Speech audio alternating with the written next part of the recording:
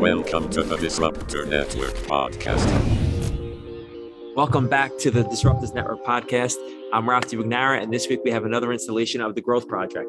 The Growth Project was set up so we can talk to everybody about how you handle real estate, how you buy in this market. If you're looking to buy your first property or looking to expand on your investment properties, we try to give you the tips and tools that are working in today's market instead of what just historically worked. Ignition.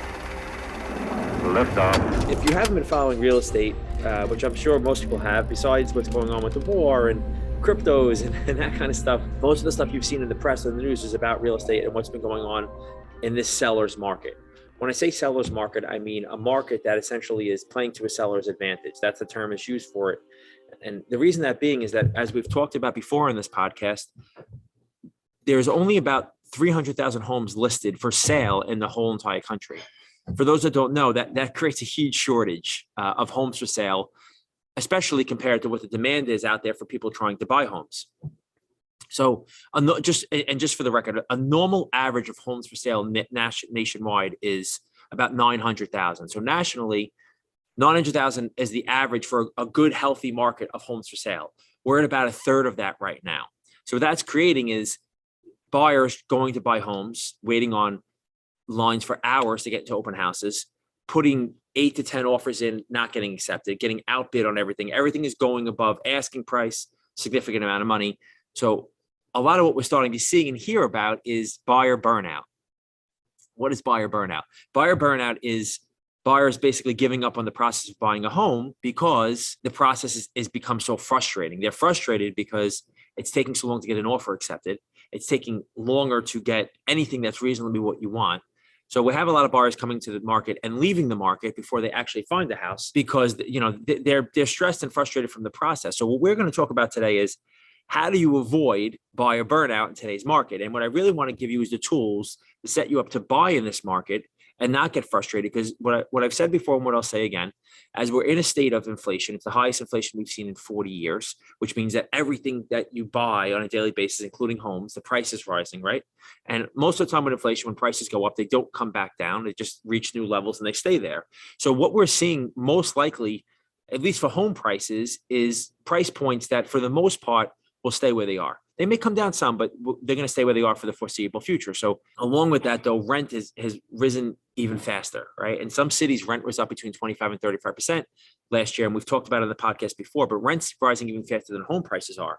So where are you safe? Well, where I believe that you're the most safe for your long-term future is buying a home with a mortgage that's a fixed rate at a fixed cost that you can manage now for at least the next 30 years or for as long as you want to keep that house. Because if you fix your cost in now, it may be expensive now, but over time, that cost will become a value to you, right?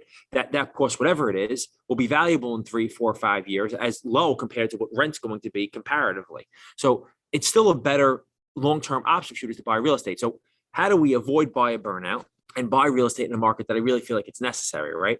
So to do that, I think that we have to, so let's kind of talk about what that means, right? Home prices have climbed about 30% in America over the last couple of years. This means that, a typical property is about $80,000 more now than it was before COVID. So since COVID, your normal house is up about $80,000 on average across the country. That's a large dollar amount. And there was a report put out by Zillow recently that said 60% of recent home buyers had to take a break from their search, while 72% of current shoppers are planning on doing the same.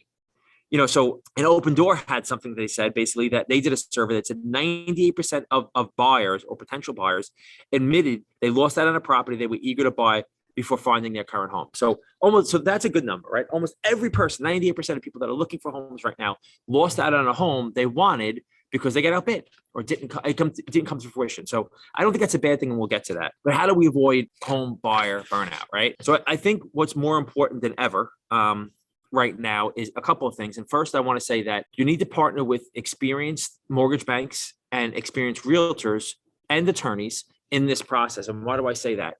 You have to have somebody who's highly skilled in this market on your team to assist you in this process to get the home you want, right? If I'm choosing a realtor and I'm buying properties in a lot of markets right now, except the same thing rings true.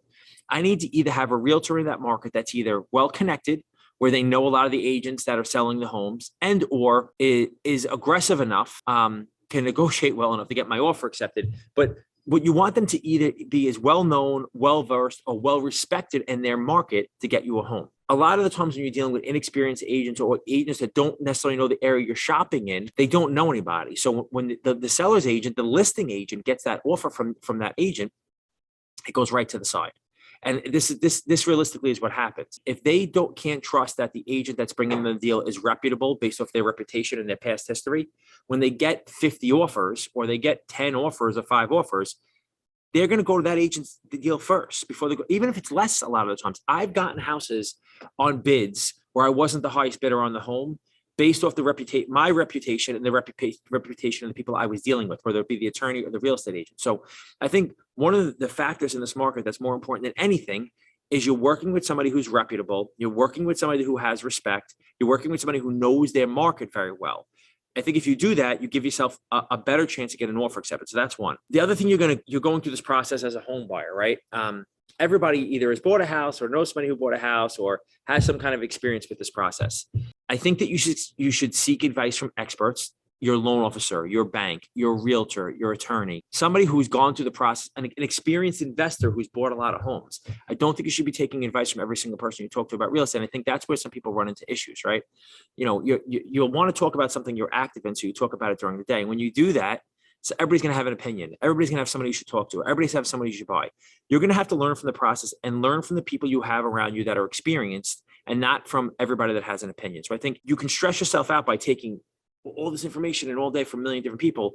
Have your team, set your team up, interview your teams, interview your loan officer, interview your realtor, know that you have the right people for your situation, and then take advice from those people and block out the outside noise. This is something I say constantly, and I'm going to say it again because I think it's really, really, really important, is you have to have a budget and you have to stick to it, right? So when a mortgage bank, when we lend people money, we don't take into account every single expense that you have as a buyer. So we don't take into account your medical insurance or your car insurance or your medical expenses or your groceries or your children's school or your school or entertainment, your streaming services, your cell phone bill. We don't look at any of those expenses.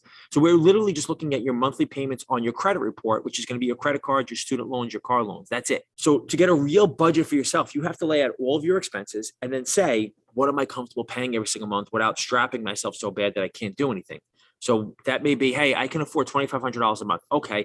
Then I need to go speak to my mortgage bank and say, look, this is what I want to spend on a home every single month.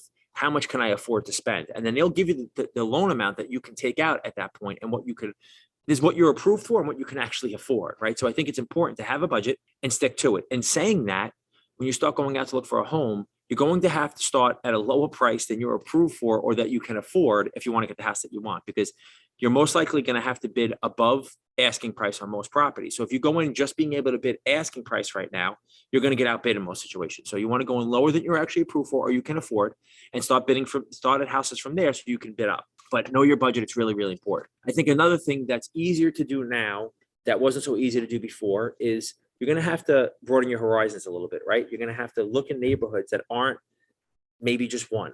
If you limit yourself to one zip code or one neighborhood or one town right now, you're going to have a hard time looking at a home because it's going to be slim pickings, right? I think you have to spread out. You have to be willing to compromise and look in other neighborhoods. And I think now with virtual learning and virtual work and that stuff has become a little bit easy for most people, but no matter who it is, I think you have to broaden your horizons and look at other neighborhoods.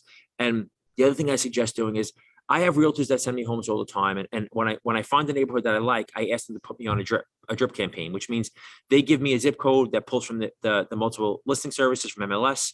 And I get stuff as soon as it comes out. As soon as it gets listed on the MLS by an agent, I'll get an alert for that zip code that goes out.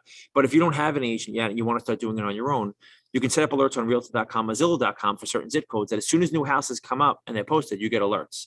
If you really want to get a house, this is something that I suggest you look at every single day. I look at homes every day. I get alerts for homes and neighborhoods the neighborhoods I want to buy in every single day. And the reason I say that is there may not be a house that you even are considering for 2 months, but you get an idea of what's going on in the neighborhood, what kind of homes to be listing and what they're selling for. So when you go to make an offer on a home, you have a better understanding of what that process is and what things is worth in the neighborhood, that you don't have to just depend on the realtor to tell you, well, I saw all these houses listed for 500,000. This house is listed for 450. Why is it so inexpensive? Or is listed for 700? Why is it so much? If you understand your market better by having yourself on daily drips from these sites or from your realtor, you can make a better, more competitive offer. So I think that's really, really important. There's two things, and I'm going to close with these two things, but I think they're both very important. I think they go together, right? The first being is that you have to be, when you find something you like, you have to be ready, quick, and have to act immediately to put an offer on that house. You're not going to be in this market. You're not going to be able to wait a week or even 48 hours. If you like something, you're going to have to go back home, make the decision to put the offer in, speak to your loan officer, find out if you can afford it, go over the numbers again, and to get that offer in within 24 hours. If you wait too long in these homes, you will lose them. So you're going to have to be quick, aggressive, and decisive. To do that and not make the wrong decision, go back to what I just said.